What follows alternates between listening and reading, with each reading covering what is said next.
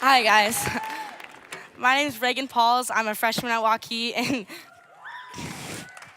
and today I'm going to talk about knowing whether you're enough. Oh, it's on the ground now.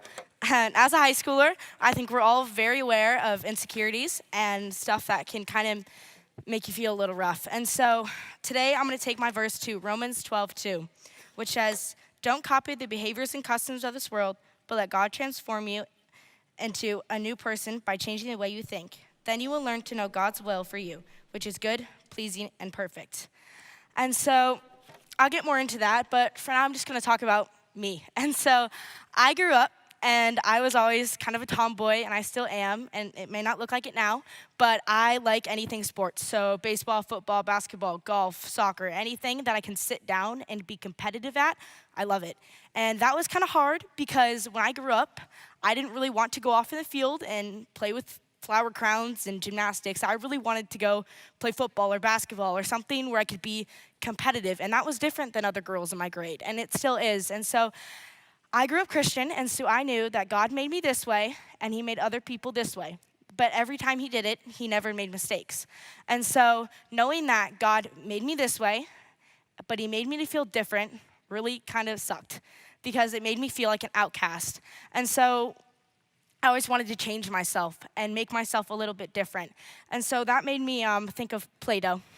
And I'm a little bit of a 3-year-old, and so growing up, you know when you let Play-Doh out to dry and it gets really gross and nasty, and it starts to break really easy, and it's just like, you don't want to be around it. And then there's like the really fun Play-Doh that you get to play with, and it's so much fun.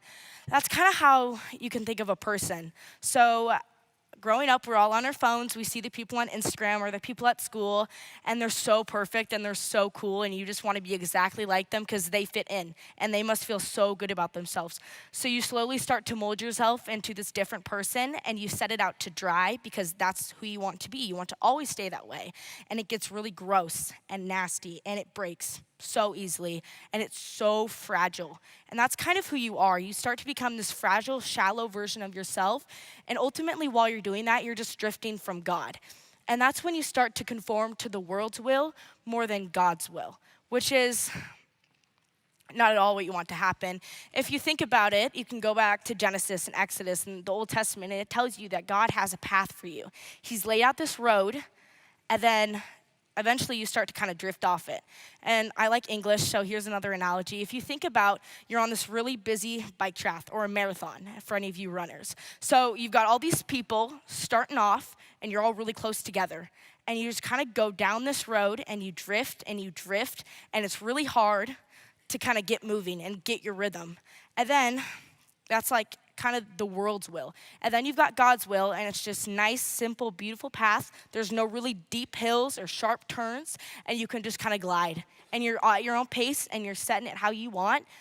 And then you've got this really rough path where everyone decides to go because that looks cooler, and that looks like it's so much more fun, and it seems so much better, and you start bumping into each other, and it gets really rocky, and you make these sharp turns, and you just crash, and you burn. And ultimately, you sink deeper into the pace of the people, and at that point, you failed. You've lost the race, and you've ultimately lost, yeah. And so you get back to this path, and that's where you want to be. You're thinking, and you're on this road, and you're like, wow, I should have taken that path. That looks a lot more fun. And so ultimately, you want to go back. But how do you go back?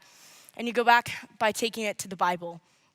And so when you go back to Romans 12:2, it says, don't conform to the configurations of this world, which ultimately means don't mold. The second you started to turn into this fragile, nasty piece of Play-Doh, the second that God has left you, your sight on God it's gone.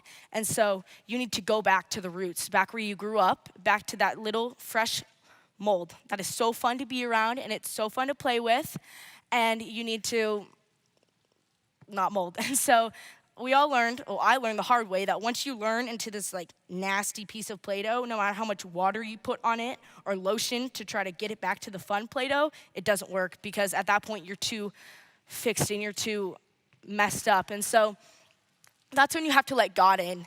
And ultimately, if you go back to where it started, it was your mindset that was the issue. You thought you weren't good enough, so you thought you had to change.